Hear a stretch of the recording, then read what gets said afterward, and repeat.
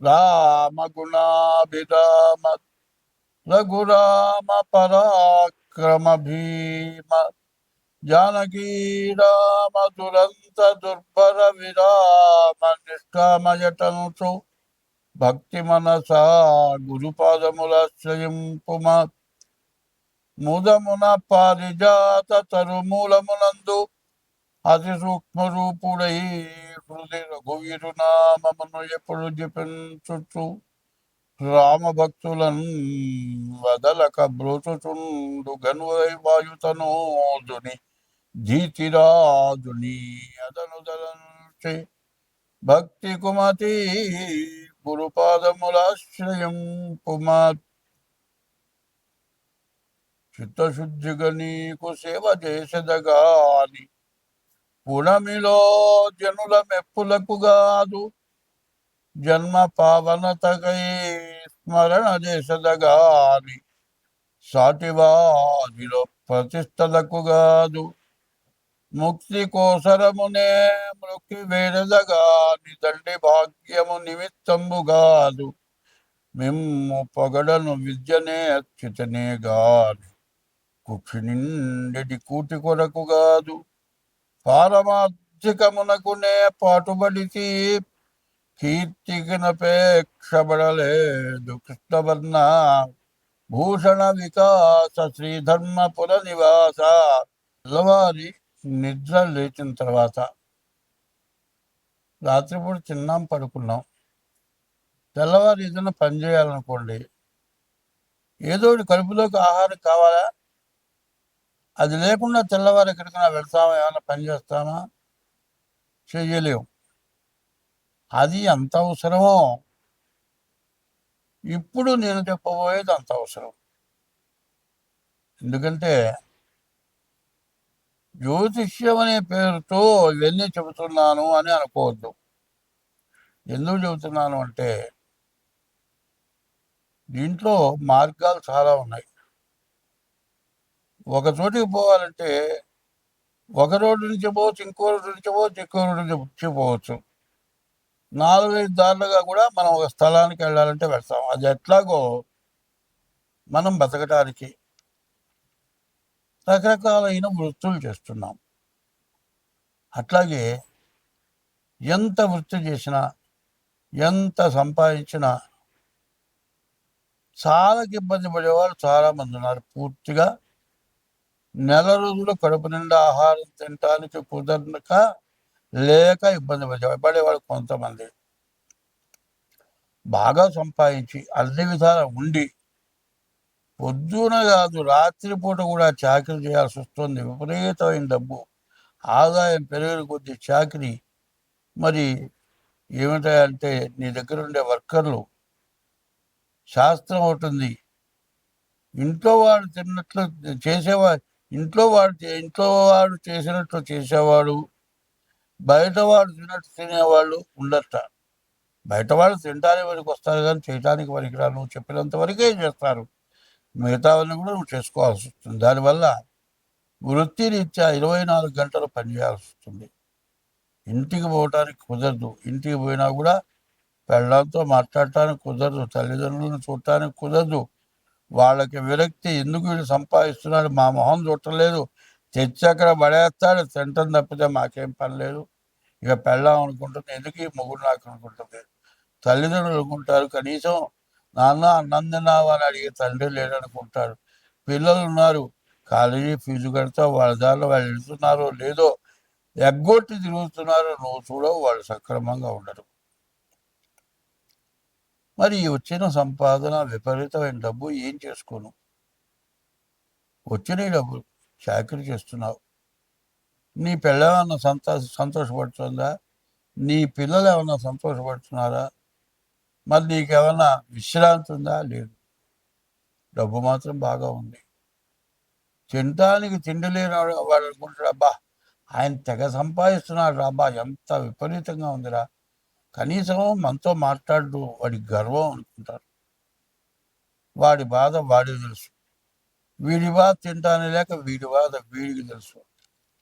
సరే, ఇంత చేస్తే, బాగా సంపాదిస్తే కాస్త పిల్లలు వస్తారు, పిల్లలు వస్తే వాళ్ళు కాస్త అండవుతారు, గుమస్తాలతో పని లేకుండా జరుగుతుంది అనుకొని చాకరీ చేసిన తర్వాత పిల్లలు వచ్చి వాళ్ళు దేనికో దానికి బానిస అవుతారు, దుర్వ్యసనాలుగా బానిస అవుతారు. దీంతో వీడికి వయస్సు పెరుగుతుంది, వృద్ధాప్యం వస్తుంది. మరి ఈ పిల్లలు తండ్రి సంపాదించిన మొత్తం నాశనం చేస్తారు. పైన తండ్రికి అన్నం పెట్టరు, కొట్టి తిట్టి వెళ్ళగొడతారు. ఇక దీంతో పాటు వీడికి వ్యాధి, షుగరు, బీపీనో, హార్ట్ అటాకో, మరి గ్యాసో, ఏదో రకరకాలైన వ్యాధులు వీడికి తయారవుతాయి.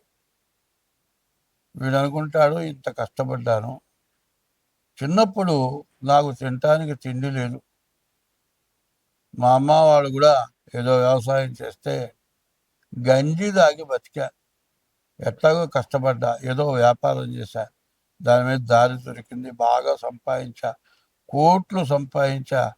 కానీ గుమస్తాల మీద ఆధారపడ్డా, వాళ్ళు సరిగ్గా చేయకపోతే చేసే వ్యాపారం పోతుందేమోనని 24 గంటలు కష్టపడ్డా. ఇంట్లో పెళ్ళాంకి తృప్తి లేదు, తల్లిదండ్రులకు తృప్తి లేదు, పిల్లలకు తృప్తి లేదు.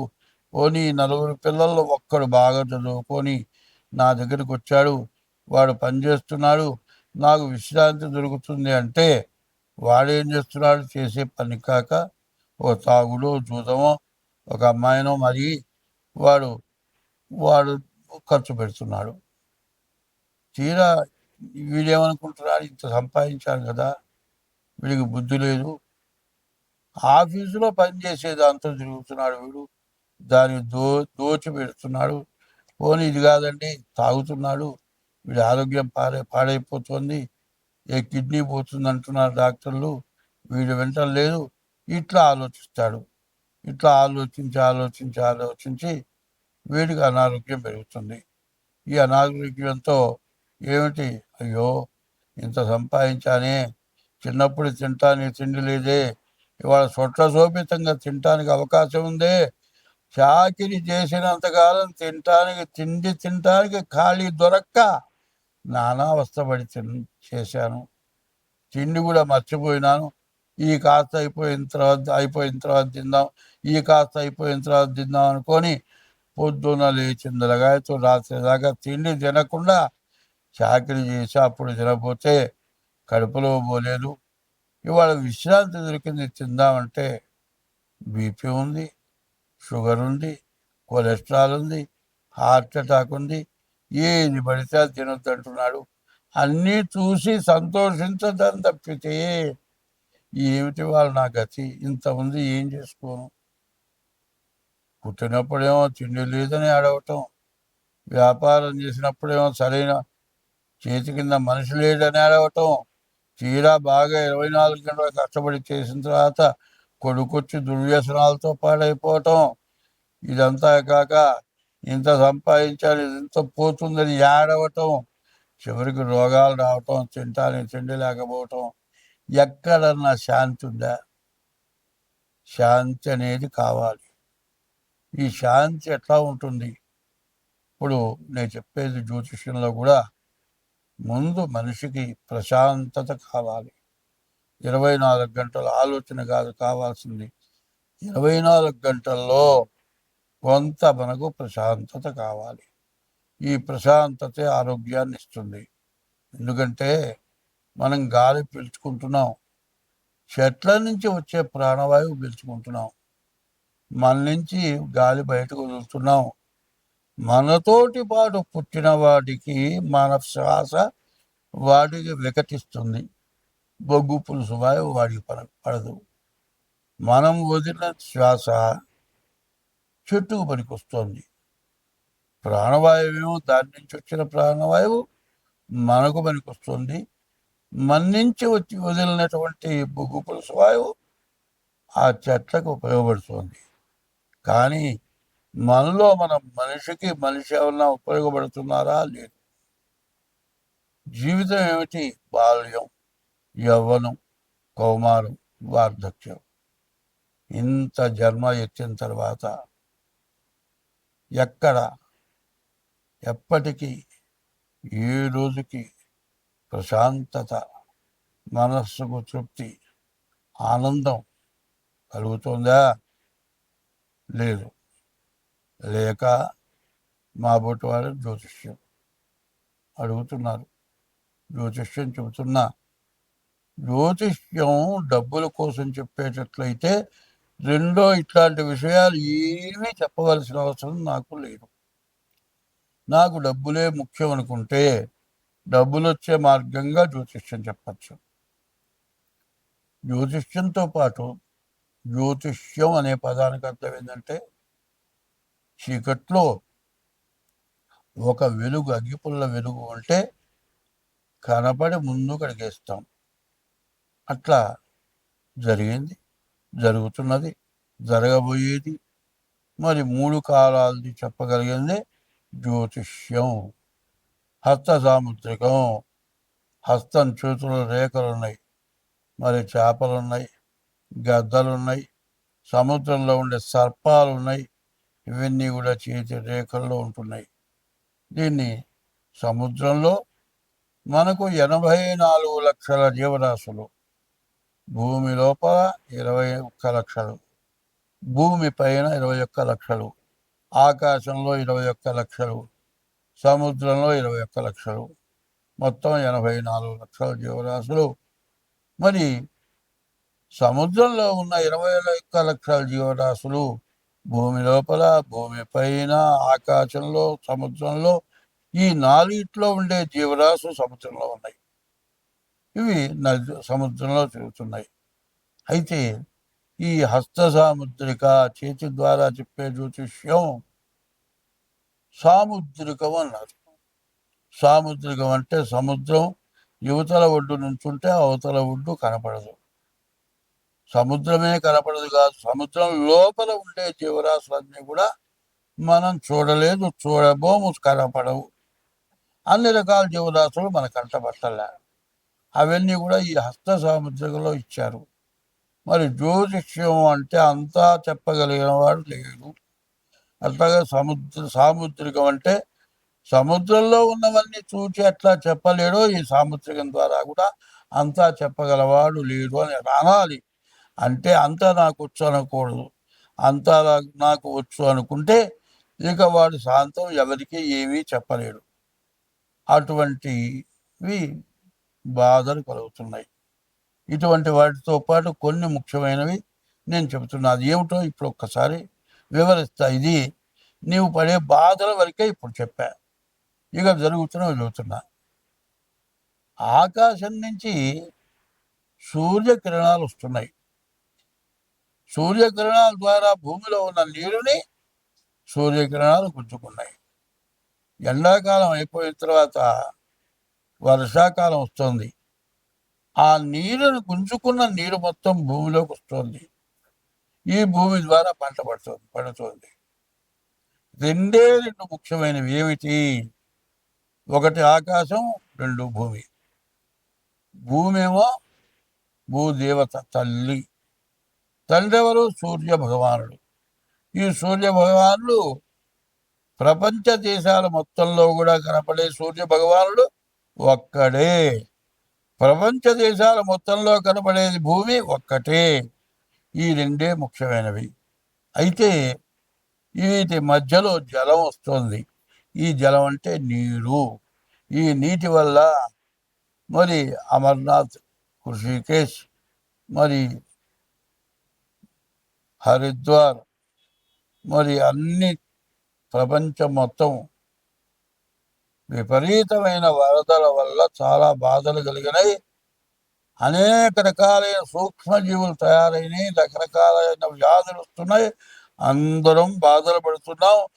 మరి తింటే పర్వాలేదు, సంపాదించే డబ్బులు రోగాలకు పెట్టడం మొదలు పెడితే నీవు 10 సంవత్సరాలు కాదు 50 సంవత్సరాలు సంపాదించిన డబ్బు పెట్టినా రోగం తగ్గే లోపల డబ్బులు అయిపోతాయి. రోగం తగ్గుతుందో తెలియదు, తగ్గదో తెలియదు. ఇట్లాంటి సమస్యలతో మనం బాధపడుతూ ఉన్నాం. ఎందుకు బాధపడుతూ ఉన్నాం? మనం చేసిన పాపం వల్ల బాధపడుతున్నాం. ఆశకి మితం లేదు. ఎంత సంపాదించినా ఇంకా కావాలి. తృప్తించెందని మనుషుడు సప్తద్వీపములైన చక్కని బడునే అని తృప్తి లేని వాడు ఈ విధంగా బాధపడుతూ ఉన్నాడు. కాబట్టి మనం ఏం చెయ్యాలి అనేది ప్రతి వాళ్ళకి అవసరం. ఇది ఎట్లా? పీఠాధిపతులు, సన్యాసులు, వేదాంతవేత్తలు, వేదం, స్మార్తం, మరి వైష్ణవ సాంప్రదాయం, మరి శైవ సాంప్రదాయం, మాధవ సాంప్రదాయం, ఇట్లా రకరకాలైన సాంప్రదాయాలంతా కూడా కలిసి అయా ఇది మానవ జీవితం అనేది శాశ్వతమైంది కాదు, నశ్వరమైంది. ఎప్పుడు పోతుందో తెలియదు, ఎప్పుడు బతుకుతామో తెలియదు, ఎప్పుడు చచ్చిపోతామో తెలియదు. చావకుండా బతికినంత కాలం ఏ రోగం లేకుండా బతకడం ప్రధానమైంది. అనాయాసేన మరణం, వినాదైన్యేన జీవనం. ఏ రోగం లేకుండా బతకటం, ఎవరిని చేయిదాపకుండా జీవించటం, దేహాంతే తవ సాన్నిధ్యం. ఈ దేహాన్ని విడిచిన తర్వాత భగవంతుల్లో ఐక్యం కావటం, ఈ మూడే.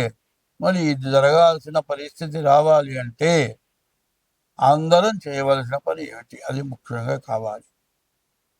మీకు జన్మనిచ్చిన తల్లిదండ్రులు సర్వస్వం ధారపోసి మీకు అన్నం పెట్టి మిమ్మల్ని పెంచి పెద్ద చేసి విద్యాబుద్ధులు చెప్పించి ఉద్యోగాలు ఇప్పించి పెళ్లి చేసి అంతా చేస్తే మీరు తల్లిదండ్రులకు అన్నం పెట్టలేదు. చచ్చిపోయిన తర్వాత అంత్యక్రియలు చేయటం లేదు. మరి వాళ్ళు పోయిన తిథి రోజున ఆబ్దీకం, మరి ప్రత్యాబ్దీకం అంటే ప్రతి సంవత్సరం వచ్చే తిథి రోజున ఆబ్దీకం అనేది పెట్టాలి. తర్వాత గయాజాం పిండదానాచ, గయక వెండి పిండ ప్రదానం చేయాలి. త్రిభి పుత్రశ్చ పుత్రత, 3 చేసిన వాడు పుత్రుడు అనిపించుకుంటాడు. నీకు జన్మనిచ్చిన తల్లిదండ్రులకు ఇది చెయ్యాలి. బతుకుండంగా అన్నం పెట్టలేదు, వృద్ధాశ్రమాలకు పంపిస్తున్నారు, తల్లిదండ్రులను చూడటం లేదు, విదేశాల్లో ఉంటున్నారు. నేను మాత్రం రావటానికి కుదరదు, ఎవరన్నా తగలైంది అంటున్నారు. తర్వాత తగలేసిన తర్వాత ఏమిరా అంటే నాకు సెలవు లేదు, ఎవరన్నా కర్మ చేయండి, యూట్యూబ్లోనే చూస్తాను, లేకపోతే సెల్లో చూస్తాను, అట్లా అంటున్నారు. ఇది నువ్వు చేసే పని ఏమిటి? కొంచెం ఇంకిత జ్ఞానంగా ఆలోచించాలి. ప్రతి జీవరాశి కూడా 84 లక్షల రకాల జీవరాశులు ఉన్నాయి. చీమ దగ్గర నుంచి దోమ దాకా కూడా. ఒక జీవరాశికి కష్టం వస్తే, ప్రాణాపాయం వస్తే ఇంకొక జీవరాశి సంరక్షణ చేస్తుంది. మనం ఆ పని చేయటం లేదు. జీవహింస చేస్తున్నాం కానీ జీవరక్షణ చేయటం లేదు. జీవరక్షణ సంగతి ఎట్లా ఉంచు, జన్మనిచ్చిన తల్లిదండ్రులను చూడటం లేదు, కనీసం ఇష్టదైవాన్ని పూజించటం లేదు. దీనివల్ల మనకు మహాపాపం చుట్టుకొని ఇట్లాంటి ప్రకృతి సిద్ధమైన ఇబ్బందులు, బాధలు కలుగుతున్నాయి. కాబట్టి ఇప్పుడు మనం ఏమి చేయాలి? 24వ తారీఖు వరకు మహాళయ పక్షాలు. ఈ మహాళయ పక్షాల్లో పితృదేవతలకు తర్పణ చేయాలి. తర్పణ చేసిన తర్వాత దంజం ముడివిప్పదీసి నీళ్లలో ముంచి ఆ దంజం ముడి కింద నేల మీద పిండుతారు. పిండేటప్పుడు ఒక శ్లోకం చెబుతారు. ఈకీచ, నేను చేస్తుంది అస్మత్కులే జాతా, నా కులంలో పుట్టిన వాళ్ళు, అపుత్రాహ, పుత్రులు లేని వాళ్ళు, గోత్రణోమృతాహ, గోత్రీకులు లేకుండా చచ్చిపోయిన వాళ్ళు, ఈ గృహంతో ఈ నీళ్లు భూమి మీద పడిన తర్వాత అటువంటి వాళ్ళందరికీ మోక్షం కలుగ్గాక అని ఉంది. నీవు తల్లిదండ్రులకే చేయట్లా, నీ కులంలో వాళ్ళు, నీ గోత్రంలో వాళ్ళు, నీ వంశంలో వాళ్ళు, వాళ్ళు బాగుపడాలనే ఉద్దేశంతో నువ్వేమన్నా చేస్తున్నావా? అది చేయటం లేదు. నీకు జన్మనిచ్చిన తల్లిదండ్రులకు అన్నం పెట్టలేదు, చచ్చిన తర్వాత వాళ్ళకి శ్రాద్ధ విధులు చేయటం లేదు, నీ ఇష్టదైవాన్ని పూజించడం లేదు. కనీసం 24 గంటలు తెల్లవారు నిద్ర లేచిన తర్వాత డబ్బు డబ్బు డబ్బు డబ్బు ఇదే ఆలోచనతో జీవితం గడుపుతున్నాం. చివరికి కనీసం రోజులో 24 గంటల్లో జీవితమున సగభాగంబు నిద్దురతే సరిపోవు. మిగిలిన ఆ సగభాగంబు చిత్తశుద్ధి లేకపోవు. అతి నిద్రాలోలుడు, తెలివిలేని మూర్ఖుడు, పరమార్థం కానలేక నిద్దులతో చెడతాడు. 24 గంటలు ఏదో కావాలి, కామం, కాంక్ష, కోర్కె, డబ్బు కోర్కె, పరస్త్రీ వ్యామోహం, మరి ఇట్లాంటి దురభ్యాసాలతోటి నాశనమైపోతూ దేశాన్ని నాశనం చేస్తున్నాం. కాబట్టి ముందు ఈ నెలలో పితృదేవతలకు పిండ ప్రదానం చేయండి. 2, రోజు నువ్వు పుట్టిన తర్వాత నీ తల్లి నీవు కనపడితే ఎక్కడికన్నా వెళితే వెతుక్కొచ్చన్న అన్నం పెడుతుంది.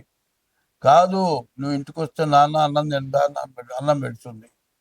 అట్లా పెట్టేవాళ్ళు ఎవ్వరు లేరు తల్లి తప్పితే. ఈ తల్లి అన్నం పెట్టాలంటే మనకి ఇంట్లో అన్నీ కావాలి. అన్నీ ఉంటేనే ఆమె ఉండి అన్నం పెడుతుంది. ఏమి లేకపోతే ఆమె పెట్టలేదు. ఆమె అన్నం పెట్టడానికి కావాల్సినవన్నీ ఎక్కడి నుంచి వస్తున్నాయి? భూదేవత భూమిలో నుంచి వస్తుంది.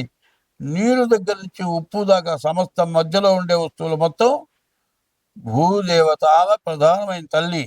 నీకు జన్మనిచ్చిన తల్లి అయితే భూదేవత నీకు ప్రధానమైన తల్లి. ఆ తల్లిని పూజించటం లేదు. భూదేవతను పూజించాలి. విష్ణుమూర్తి యొక్క భార్య భూదేవత. మరి ఈశ్వరుడు యొక్క భార్య గంగ. ఆయన శిరస్సున గంగ ఉంది. విష్ణుమూర్తి యొక్క భార్య భూదేవత.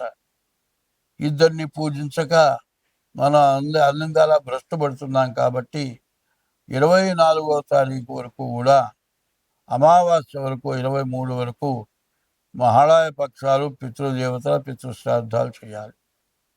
24 నుంచి మరి సెప్టెంబర్ 24 నుంచి అక్టోబర్ 2వ తారీఖు వరకు కూడా దసరా నవరాత్రి ఉత్సవాలు. అమ్మవారు మరి దుర్గుణాలను పోగొట్టేది దుర్గా. ఆ అమ్మవారి పూజ చేయాలి. ఇట్లా చేస్తేనే ప్రతి ఒక్కరూ కూడా అమ్మవారిని పూజించాలి. అట్లా పూజించని పక్షంలో మనకి రేపు పుట్టగతులు లేవు. రేపు రాను రాను మనం చేసిన పాపం అంతా పెరిగిపోతుంది. ఒక విత్తనం వేస్తే చిన్న మొక్క వృక్షమై, వృక్షం పెరిగి పూలు పూసి కాయలు కాసి పంట పండింది. అట్లాగే మన పాపం అట్లా పండిపోతుంది.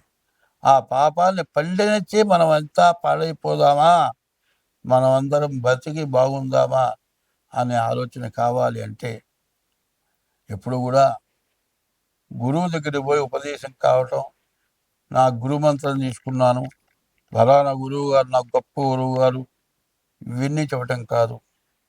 గురువు దగ్గర నువ్వు ఉపదేశం పొందాలి, గురువు కావాలి. గురువు అనేది లేనిది ఏది లేదు. కానీ గురువు దగ్గరికి నీవు పోగలిగినటువంటి శక్తి నీకు రావాలి అంటే ఓం నమో భగవతే నారాయణాయ, ఓం నమ శివాయ, హరే రామ రామ రామ హరే హరే, హరే కృష్ణ కృష్ణ కృష్ణ హరే హరే, ఇట్లాంటి నామాలు నీకు ఇష్టమైన నామాన్ని రోజు కనీసం పొద్దురుపూట స్నానం చేసి 2 గంటలు చేయండి.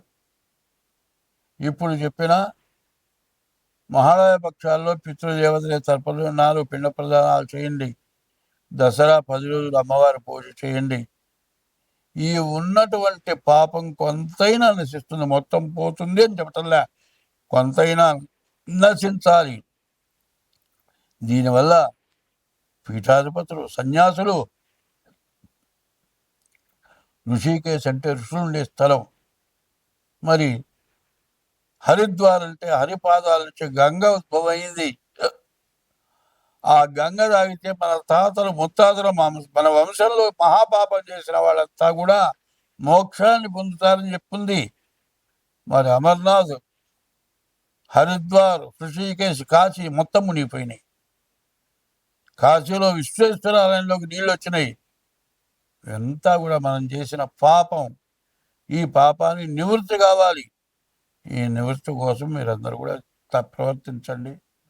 అంతా బాగుంటుంది. స్వస్తి. 2025వ సంవత్సరం చివరి రాశి 12వ రాశి మీనరాశి. ఈ మీనరాశి ఫలితాలు చెప్పుకుందాం. ఈ మీనరాశికి కూడా గురువు ఒక్కడు తప్పితే ఏ గ్రహం బాగలేదు. ఏలినాటి శని తిరుగుతోంది. తర్వాత ఈ ఏలినాటి శని వల్ల చాలా కష్టాలు నష్టాలు బాగా ఎక్కువగా ఉన్నాయి. అయినా ఈ సంవత్సరం 6 గ్రహాలు ఒక చోట చేరటం చేత మీనరాశిలో 6 గ్రహాలు ఒక చోట చేరినాయి. అది ఈ సంవత్సరంలో కూడా ఈ మీనరాశికి ఎటువంటి బాధలు చెప్పడానికి వీల్లేదు. వీళ్ళు ప్రతిరోజు కూడా నవగ్రహాలకు ప్రదక్షిణ చేస్తూ రోజుకు ఒక గ్రహం దగ్గర దీపారాధన చేసుకుంటూ నెలలో ఒక్కసారైనా అన్ని గ్రహాలకు పూజ చేయించుకోండి. నెల ఒక్కసారైనా సరే మాస శివరాత్రి రోజైనా సరే ఈశ్వరాభిషేకం చేయించుకోండి. శనికి 19,000 జపం చేయించుకొని నల్ల నువ్వులు దానం ఇవ్వండి. మీరు రోజు కూడా ఆవుకి ఆహారం పెట్టండి. బియ్యపు రవ్వ పంచదార కలిపి చీమలకు వేయండి. ఇది కాకుండా మీరు సూర్య నమస్కారం ఉదయం మధ్యాహ్నం సాయంత్రం సూర్య నమస్కారం చేయండి. మీరు ఎన్ని చేసినా తల్లిదండ్రులని హింస పెట్టడం కానీ భార్యని హింస పెట్టడం కానీ ఎవరిని హింస పెట్టినా కూడా మీరు చేసిన పుణ్యఫలమంతా కూడా పోతుంది. కాబట్టి ఎంత జాగ్రత్తగా ఉంటే అంత మంచిది. ఇంకా మీ చేతనైతే కాశీకి వెళ్ళి గంగా స్నానం చేయండి. విశ్వేశ్వరుడి దర్శనం చేసుకోండి. ఈ మీనరాశి వాళ్ళకి సమస్త బాధలు పోతాయి. ముందుగా డేట్ ఆఫ్ బర్త్ ద్వారా మీ జాతకం చూపించుకొని ఆ దోషం పోవటానికి తగిన శాంతి చేర్చుకోండి. ఇది చాలా మంచిది. ముఖ్యంగా అన్ని రాసుల వాళ్ళకి ప్రత్యేకించి చెబుతూ ఉన్నాను.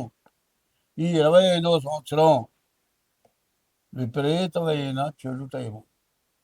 6 పాపగ్రహాలు ఒక చోట చేరడం చేత విపరీతమైన సమస్యలు బాధలు ఎక్కువగా ఉన్నాయి. దానివల్ల ఎవరికి కూడా బాగా లేదు అని చెప్పాలి. అందువల్ల ఏదో చెప్పాడు అని మాత్రం ఆలోచన చేయొద్దు. ఒకటి ముఖ్యంగా చెప్పేది ఏంటంటే, భార్యని ఇబ్బంది పెట్టి పరస్త్రీ వ్యామోహానికి పోతే చాలా ఇబ్బంది పడతారు. దీనివల్ల చాలా నష్ట కష్టాలు జరుగుతాయి. మరి ఇప్పుడు సీసీ కెమెరాలు ఉన్నాయి. రోడ్డు మీద కూడా పూర్తిగా సీసీ కెమెరాలు ఉన్నాయి. బజార్న పోతూ ఈ రాశి వాళ్ళు అపర బుద్ధులు పడతాయి. బజార్న పోతూ రోడ్డు మీద వెళ్ళే పిల్లను ఏదో రకమైన ఇబ్బంది పెడతారు. వాళ్ళు కేసు పెడితే సీసీ కెమెరాల్లో మీరు చేసింది మీరు మాట్లాడింది కూడా అర్థమవుతుంది. అది జరిగిన తర్వాత కేసు పడ్డ తర్వాత అదే సీసీ కెమెరాలు ఉంటే ఏం తెలియలేదు కదా అని అప్పుడు అనుకుంటారు. ఆడపిల్లను కనుక ఇబ్బంది పెట్టేటట్లయితే పోలీసు డిపార్ట్మెంటు ప్రభుత్వం కూడా విపరీతమైన చర్య తీసుకుంటోంది. ఎప్పుడు కూడా మానవుడికి డబ్బు మీద స్త్రీ వ్యామోహం వల్ల విపరీతమైన నష్టపడుతున్నారు. ఆ నష్టం నుంచి బాగుపడాలనేటట్లయితే ముందు స్త్రీ వ్యామోహం తగ్గించుకోండి. స్త్రీ వ్యామోహం అంటే పెళ్ళాంతో కదా, పరస్త్రీ వ్యామోహం తగ్గించుకోండి. పరస్త్రీ వ్యామోహం వల్ల నష్ట కష్టాలు పెరుగుతాయి. అది చేతులారా చూసుకుంటే పాపం. ఎవరు చూడలేదు కదా అనుకుంటే సరిపోదు. ఎప్పుడు కూడా ఒక చిన్న రహస్యం చెబుతాను. ఒకళ్ళు తినే ఎంగిల్ని ఏమైనా తింటావా? ఒకళ్ళు తిన్న ఎంగిల్ తినాలంటే తింటావా? తినవుగా. అట్లాగే నీకు భార్య ఉండగా పరస్త్రీ తన భర్తతో ఉంటున్నది, నీవు ఆ మనిషి దగ్గర పోయినావంటే ఎంగిలి తిండి తిన్నట్లే. ఎంగిలి తినడానికంటే మహాపాపం. మరి ఆ ఎంగిలికి పాల్పడితే నీవు చేసిన పాపం వల్ల నీకు విపరీతమైన నష్టాలు కలుగుతాయి. కాబట్టి ఎప్పుడు కూడా పరస్త్రీ వ్యామోహం తప్పు. తర్వాత మరి కొంతమంది ఆడపిల్లలు 4 రకాలు ఉన్నారు. పద్మిని జాతి, శంకిణి జాతి, చిత్తిడి జాతి, ఇట్లా 4 రకాల స్త్రీలు ఉన్నారు. మరి నీచ స్త్రీలు మనిషిని ఎగ్గొలుపుతారు, బాగా హేళన చేస్తారు, నువ్వు పురుషుడువేనా అంటారు. అట్లా చేసినందువల్ల దాని జోలికి పోతే ఒక ధర్మశాస్త్రం చెప్తుంది, తలందు విషము పనికిని తలగా ఎందు పాముకు విషం ఉంది. తల నుండి విషము పనికిని వెలయంగా తోక నుండు స్త్రీ యొక్క యోని ఎందు విషం ఉంటుంది. తలతోక వెనుక నుండును మరి తేలుకి వెనక తొండ ఉంటుంది. తలతోక వెనుక నుండును కరుణకు నిలువెల్ల విషము కదా సుమతి. కొంతమంది దుర్మార్గులకి మరి నీచ స్త్రీలు కానీ నీచ పురుషులకు కానీ నీచ స్వభావం ఏంటి అంటే, మగవాడి పరస్త్రీ వ్యామోహం, ఆడదానికి పురుష వ్యామోహం కలిగిన వాళ్ళు ఉన్నారు. విపరీతమైన పురుష సాంగత్యం కానీ విపరీతమైన స్త్రీ సాంగత్యం కానీ ఎవరైతే చేస్తారో దానివల్ల వచ్చిన రోగాలు తెలుసు. ఎయిడ్స్ అనేటువంటి వ్యాధి వచ్చింది. ఆ వ్యాధి వచ్చేంత వరకు ఇష్టం వచ్చినట్టుగా తిరిగి ఆ వ్యాధి వచ్చిన తర్వాత తగ్గగా బాధపడ్డ వాళ్ళు చాలామంది ఉన్నారు. కాబట్టి అట్లాంటి బాధల నుంచి బయటపడాలా. కాబట్టి వాళ్ళు చదువుకుంటున్నారు, ఉద్యోగాలు చేస్తున్నారు, ఇంట్లో భార్య నీకు పనికి రాకుండా పోతుంది. ఆడవాడు మగవాడు ఉద్యోగాలు చేస్తున్నారు. ఆడమనిషికి వ్యామోహం కలుగుతోంది, పురుషుడికి వ్యామోహం కలుగుతోంది. ఎప్పుడు కూడా మరి ఈ వ్యామోహం ఆయుర్దాయానికి నష్టం, ఆయుష్ తగ్గుతుందిట. ఎందుకంటే మరి 4 కాళ్ళ జంతువులు మనలాగా తిరగట్ల, మరి దాని సీజన్లోనే అవి కొలుస్తాయి. మరి ఇప్పుడు మాత్రం మన వాళ్ళు దొరికితే చాలు. మనం ఆహారం తింటాం కూడా మిగతా జాతులు ఆకలినప్పుడే తింటాయి. మనం కడుపు నిండా అన్నం తిన్న తర్వాత కూడా లడ్డేస్తానంటే తింటాం. నీకు భార్య ఉన్నా పిల్లలున్నా కూడా బాధ్యతలున్నా కూడా పరస్త్రీ రామంటే రాను అనేవాడు ఎవడు కనపడలే. దీనివల్ల ఎంత నష్టం జరుగుతుందో ఆలోచించటంలా. మరి ధనాశ, కామిన్యాస ఇటువంటి ఆశలు మనుషుల్ని సర్వనాశనం చేస్తాయి. కాబట్టి పాపగ్రహాల యొక్క వీక్షణ వల్ల ఇటువంటి సమస్యలు ఎక్కువగా పెరుగుతూ ఉన్నాయి. కోర్టులో వివాహం అయిన తర్వాత దావాలు జరుగుతున్నాయి. మరి డైవర్స్ రావట్లే, విడాకులు రావట్లే, మళ్ళీ పెళ్ళి జరగటంలే, ఉద్యోగాలు పోతున్నాయి, బతుకు తెరువు పోతోంది. ఆడ మగ అనేటువంటి వాళ్ళలో తేడా రావటం వల్లే ఈ సమస్యలు ఎక్కువైపోయినాయి. కాబట్టి చివరికి తెలిసిన వాళ్ళు చాలామంది ఏమనుకుంటున్నారంటే పెళ్లి చేసుకోకుండా ఉంటేనే బాగుండును అనే పరిస్థితి కనబడుతుంది. మరి ఆడపిల్లలు తగ్గారు, మగపిల్లలు ఎక్కువైనారు. ఆడపిల్లల కోసం మగపిల్లలు ఎగబట్టం ఎక్కువైపోయింది. ఆడపిల్లల కోసం మగపిల్లలు ఎగబడ్డ కొద్దీ ఆడపిల్లల్లో మరి మగవాడంటే లెక్కలేనితనం పెరిగిపోయింది. జరగడానికి కారకులు ఎవరంటే మగవాళ్ళే. మరి పెళ్లి కాకుండా ఉన్నవాళ్ళు చాలామంది ఉన్నారు, పెళ్లి కాకుండా బ్రహ్మచర్యంతో ఉన్నవాళ్ళు చాలామంది ఉన్నారు. కానీ ధర్మో రక్షత రక్షిత, మనిషైన వాడు ధర్మం రక్షించాలి. ధర్మస్య జయోస్తు, ధర్మం ఎప్పుడో జయిస్తుంది. అధర్మస్య నాశోస్తు, అధర్మం అన్యాయమైన పనుల వల్ల నాశనం జరుగుతుంది. ప్రాణిషు సద్భావనాస్తు, అన్ని ప్రాణులు బాగుండాలని కోరుకుంటే విశ్వస్య కళ్యాణమస్తు, విశ్వం ఎప్పుడు కూడా సుభిక్షంగా ఉంటుంది. కాబట్టి ఇది తప్పు అని తెలిసిన పని ఎవరు కూడా చేయకుండా మానుకుంటే అందరం బాగుంటాం. స్వస్తి.